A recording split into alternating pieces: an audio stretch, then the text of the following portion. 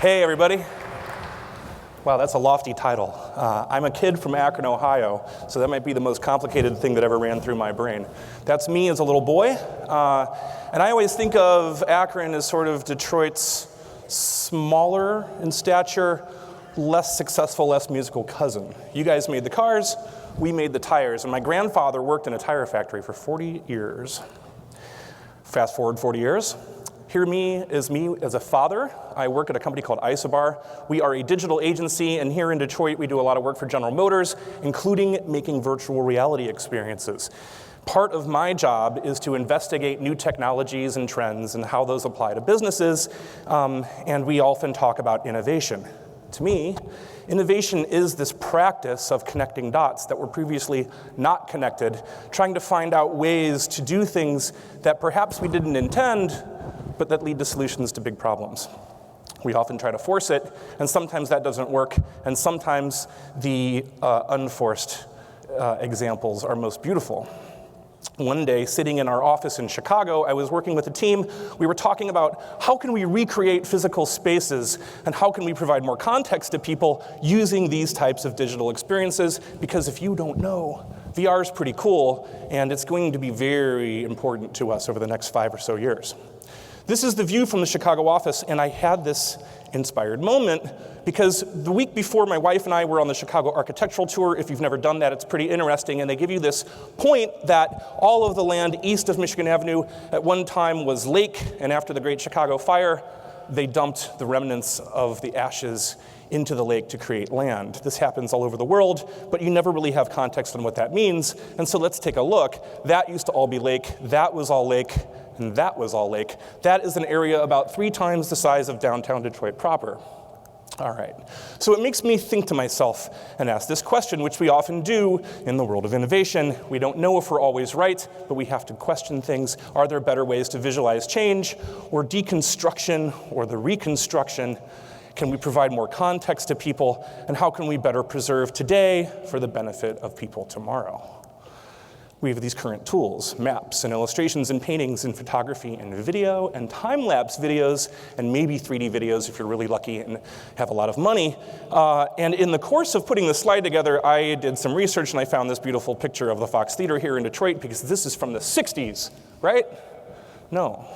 It says Aretha Franklin, still not from the 60s. Because you can see in the corner on the right-hand side, there's a little bit of a Second City sign. And that didn't appear in Detroit until the 90s. And so even the ways we think about capturing things today don't always provide the right kind of context. Okay, so moving forward, maybe there is a way to do this by using drones and virtual reality. That might sound crazy to some of you, but let me explain. There is a process called photogrammetry. Photogrammetry is an old process used to create maps. You got to think back before we had airplanes. We walked around and tried to create maps, and they probably weren't that accurate. But then once we got into the air, we could use expensive airplanes with expensive cameras, take aerial photographs, and measure distances using them. Well, today, because of the consumer market and innovation in drones, or UAVs as the more astute might call them, we have low-cost flying cameras. And we also have a lot of companies that have created software to take advantage of these low-cost flying cameras. To do what I'm about to show you requires 2 types of flights. First, you identify something that you want to preserve historically. You fly around it in a circle and you take a bunch of pictures. The GPS in the drone records all of this and its position and where the camera was faced and a lot of other settings, embeds it into the photograph. Then you do a scanning flight, similar type of flight, obviously not a circle. So drones and photogrammetry, what's that look like? Well, it looks like that. It's pretty cool. That's a 3D model of a temple in Thailand. This really inspired me, and I wanted to say to myself, wow, could I go there? This is Orange Island, or Orange Isle in China. That is a giant sculpture of General Mao. But there is this problem with perception of drones. These people don't want you to fly over their backyard because you're going to spy on them. And this guy is the defender of privacy, is actually a marketing campaign by a company that makes silencers for shotguns, because we need those, so that you can shoot drones out of the sky without bothering your neighbors. This town in Deer Trail, Colorado, actually had a legislation on the books that thankfully didn't pass. That was where they were considering a bounty on drones and issuing hunting licenses. No ignorance, folks, no lack or no problem with perception. So photogrammetry with drones is pretty cool. But viewing 3D models on a flat screen, not so awesome. This is where we bring in VR. So if you haven't experienced VR, you should. This is the year for VR, if you don't know that. But people have a perception problem with VR also, that when we do that, we're actually doing that, which leads to that, and nobody wants this.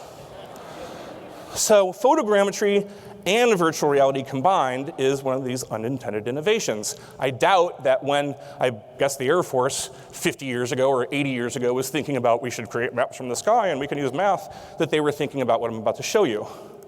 None of these 3D models were intended to be used for this. They were simply captured by drone pilots all over the world. You'll see the credits in the bottom left hand. And what I'm able to do is load these in. I'm in my basement when I was recording this with a VR headset on and 2 controllers, and I can point and click, and now I am inside this beautiful villa in Spain. This is a terrible 3D model. This is from Hong Kong. You can see the 3D model doesn't look photorealistic, but boy, I'll tell you, you feel like you're gonna fall off of the edge when you stand on that roof. And again, standing and looking at Ganesh, it was amazing. So the question, can we do this? The answer, yes. And you really create empathy. There's even a way to take photographs and change the time of day. This is, again, that photograph of Orange Isle, which now you can jump into, which is amazing. So why is this so cool to me is because when we create content for a VR that's photorealistic, it's really complicated. It takes 3D modelers and laser scanners and all sorts of experts. And you know what? For a $300 drone off of eBay and about a day of your time, you have an opportunity to create those types of experiences for kids. The potential impact on education is unprecedented. How does it apply to Detroit? So in talking to some folks, they said, hey, go there, do that. But I don't think that's the answer. And we could go these places, which we believe are beautiful and we should share with the rest of the world. So let's capture these. But they aren't really in threat of going away. Something that is in Detroit that is in threat, not necessarily of going away, but of changing and being different for the future, is this. The Heidelberg Project is fascinating and really, for me, shows perseverance in the time of adversity. And what Tyree and this team has been able to do over time is amazing. And so if we had this technology 10 years ago, we would have been able to still go and visit this place, or this place, or this place, which have all been victims of arson. So at Isobar, we are starting to work with the Heidelberg Project. What are we doing?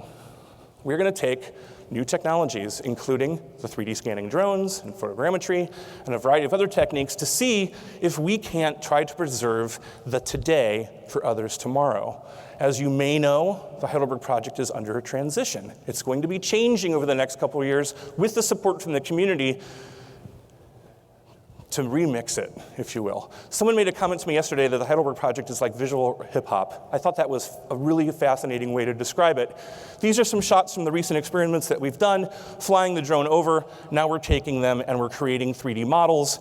And really the first step here is to see what kind of resolution and quality we can get, because I think it would be amazing for a child in China to be able to look at this, jump into it, and experience the Heidelberg Project without having to actually fly to Detroit, although we'd like that too.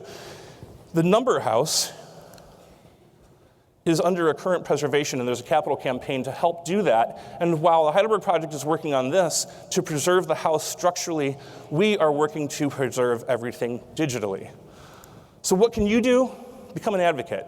This is pretty interesting stuff that you probably didn't know existed before you sat in here today or that you watched this online. So embrace this idea of mixing and matching technologies and providing new ways to create low-cost, scalable, dynamic, and experiential and immersive educational content. Secondly, go out and support digital preservation. Seek out organizations that are doing stuff like this. Hey, everybody, you're in Detroit. You know of one. Support them. And lastly, influence your public officials. And I say this because every city in the world right now is talking about how innovative they are. However, there's still barriers for innovation. And so this idea that public officials could maybe create more pathways for people, for example, flying drones, that they're not here to do bad or to spy, but to create new and interesting things. And if all of that is too much for you, I ask you to do this. When you see these things, I want you to think of that, that, and that, instead of that and that. Thanks.